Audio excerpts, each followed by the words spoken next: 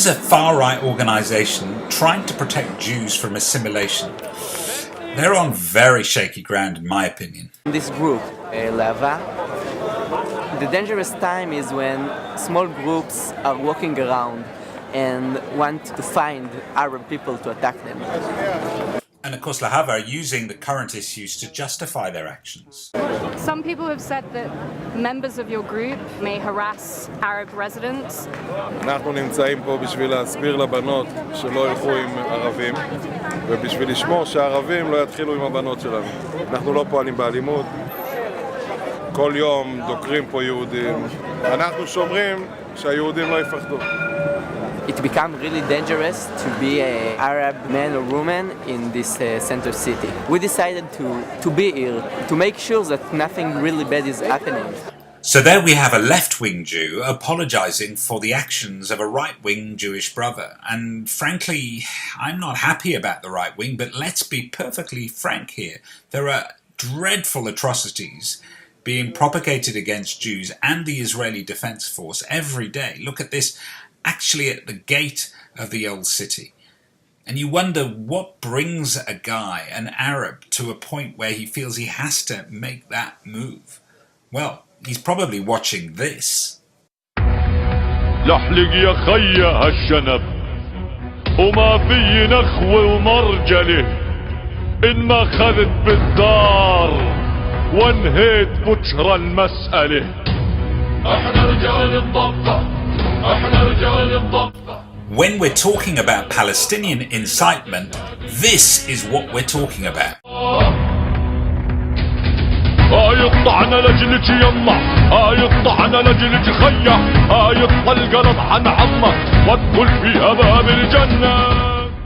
The message is clear. Attack the Jew and your place is guaranteed in heaven.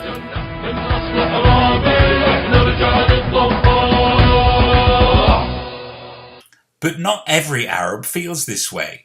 This is an Israeli Arab reporter. חלק ממנהיגי הערבים פשוט קמים, אור השתיקה שלהם כל כך רועמת ומזעזעת. לא מנסים להשתיק את הרוחות, לא מנסים לפעול להבנה והכלה של הצד האחר. מלבים את האווירה עוד יותר, ובמקום לבוא ולהגיד, חברים, כשכל זה יירגע, הרי אנחנו נשלם מחיר כל כך יקר. האינתיפאדה השנייה הרי גבתה מחיר כל כך גדול מערביי ישראל, והן מהפלסטינים. ראית את ראש עיריית נצרת? ראית את ראש עיריית נצרת? לא לומדים מהטעויות. Listen to her frustration, and she's an Arab. סטטוס קוו באל-אקצא הופר. עדיין זה מרשה למישהו או נותן לגיטימציה למישהו לקום ולרצוח מישהו אחר בגלל מקום קדוש או בגלל דת או בגלל שחלילה בן אדם יהודי עלה להתפלל בבית האלוהים? אני כאילו לא מבינה את זה ולא מעכלת את זה. למה בגלל אלוהים, איזה אלוהים אנשים מדברים איתי עליו, שרוצה או מרשה שהילדים יצאו וירצחו אנשים חפים מפשע. So it can't have escaped your notice that Israel is the subject of a disgraceful anti-Semitic act, the boycott divestment campaign. And this has seen universities in Israel attacked in US, UK, Italy, here in Australia, in Sydney, and across the world. But it's not just education. Movies are boycotted in Norway. And also the banks of Israel are boycotted in Denmark and Sweden. Even music doesn't escape where there are boycotts there too. But in Britain, we now have some extraordinary light at the end of the tunnel, as the government have instructed public bodies not to boycott.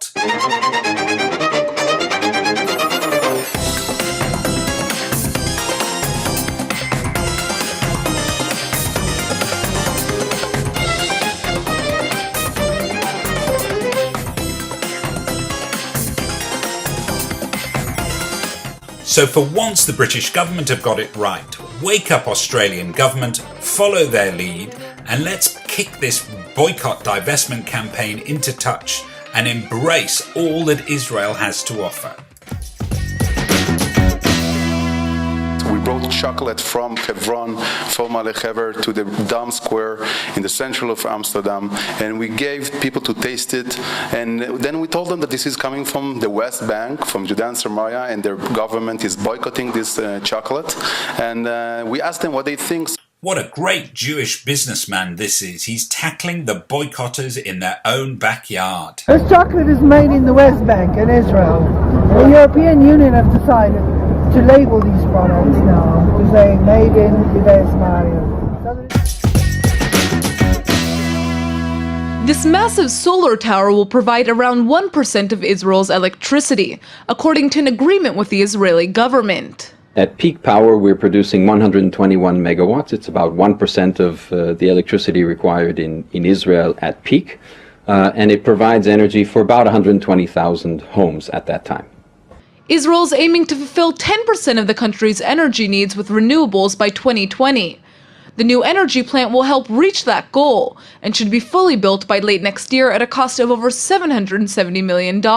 So in a world racked with climate change issues, using Israeli technology and $5.5 billion, we could power the entire consumption needs of every household here in Australia. Get on with it!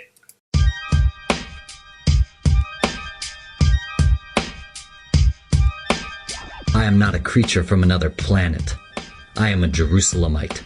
I have a few things to get off my chest. Because I am not a diplomat, I do not have to mince words. I do not have to please you. I owe you nothing.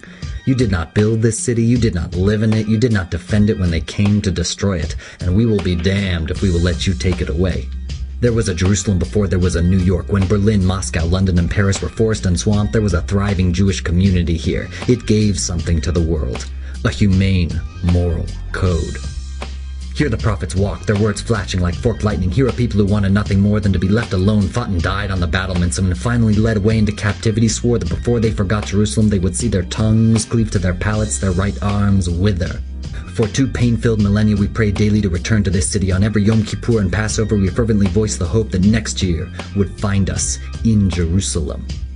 Your inquisitions, pogroms, expulsions, the ghettos into which you jammed us, your forced baptisms, your genteel anti-Semitism, and the final unspeakable horror, the Holocaust, and worse, your terrifying disinterest in it.